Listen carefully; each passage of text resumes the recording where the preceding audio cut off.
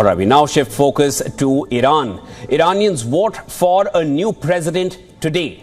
And this following Ibrahim Raisi's death in a helicopter crash, choosing from a tightly controlled group of 4 candidates loyal to the supreme leader.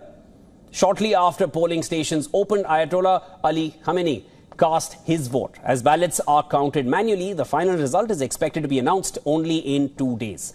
Now the question is, who will be Iran's pick? 80 candidates entered the race to be president of Iran. The Guardian Council approved 6, barring all 7 of the women candidates. And in the final stretch, 2 of them, both conservatives, have already dropped out. Amir Hossein Hashemi was the first to rescind his candidacy. Hashemi was one of Raisi's vice presidents, and he had campaigned on a continuation of the former president's policies. And as he pulled out, Hashemi urged other conservative candidates to offer a united front. Soon after, Tehran's mayor, Ali Reza Zaghani, joined Hashemi and boarded the withdrawal wagon. Zaghani had attempted to run for president in 2013 and in 2017 as well. It was only in 2021 that he received approval from the Guardian Council, only to withdraw his candidacy as he backed out yet again this time. Now, Zaghani also asked the 2 conservative candidates to unite and not leave the revolutionary forces' rightful demands unanswered. Emerging as the most significant of all of them is Mohammad Baqir Kalibaf. He has served as Speaker of Parliament since 2020. He boasts an extensive military history, including 3 years of as commander of the Islamic Revolutionary Guard Corps, the IRGC Air Force.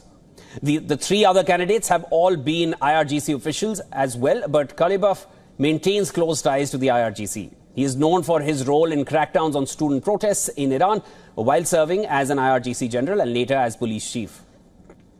Now, the second key contender is another conservative, Saeed Jalili. Though he served as the country's nuclear negotiator, Jalili is a critic of international negotiations over Iran's nuclear program. If elected, Jalili is expected to continue the harsh crackdown on anti-government protesters and on Iranian women accused of violating the country's mandatory hijab rules.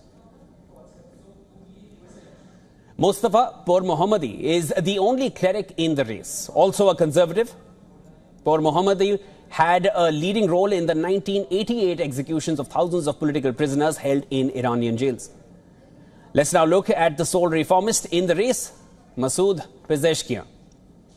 He has based his campaign around Iranian women, the youth, and ethnic minorities. He has focused on reopening nuclear talks with the West. Analysts say allowing Pezeshkian to run could be an attempt to increase voter turnout. The question is, will Iran's moderates turn out in favor of Pezeshkian, or will they not turn out at all?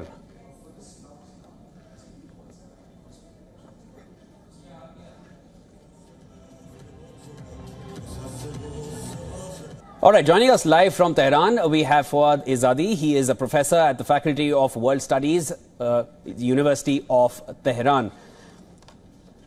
Mr. Izadi, pleasure to have you here on Newspoint with us. Of course, it is a pivotal day in Iran. I wanted to understand from you, now, the last time around when we saw the presidential elections, a larger chunk of the population had decided to boycott and not turn out. Do you feel there will be a change this time? Can one expect a better turnout of the voters?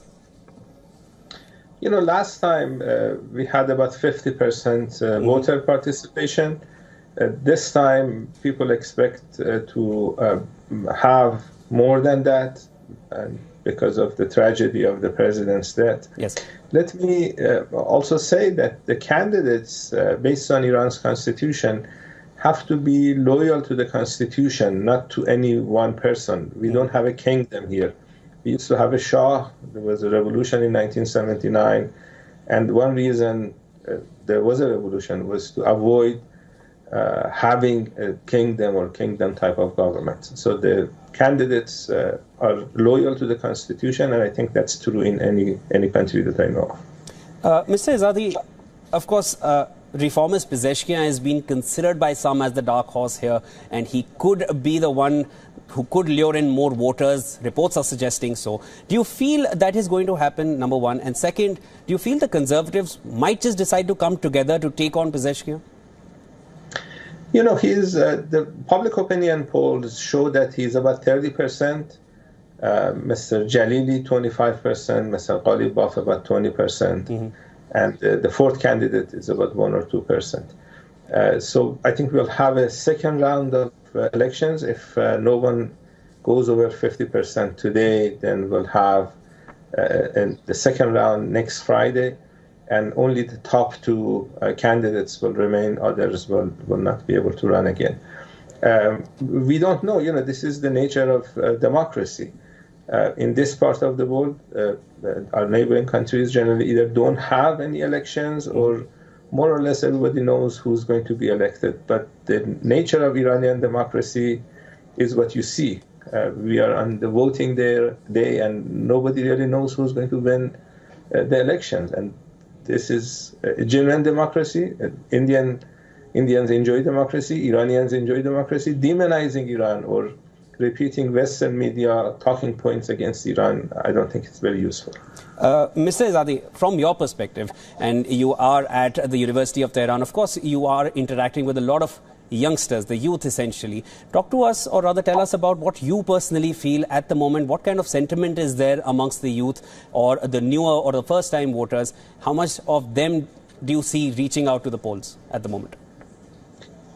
Yes, I teach at University of Tehran, and we have a diverse group of students. Majority of our students are female. About 52% of university students in Iran are female.